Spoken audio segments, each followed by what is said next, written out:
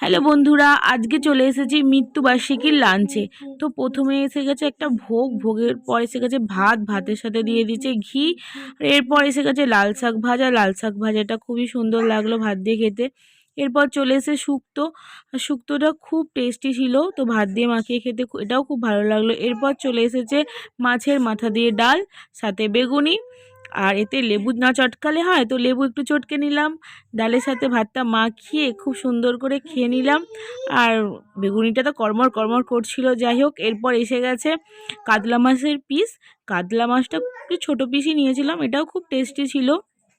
তো এই মাছটা শেষ না করতে করতে এসে গেল একটা বড় পাবদা মাছ।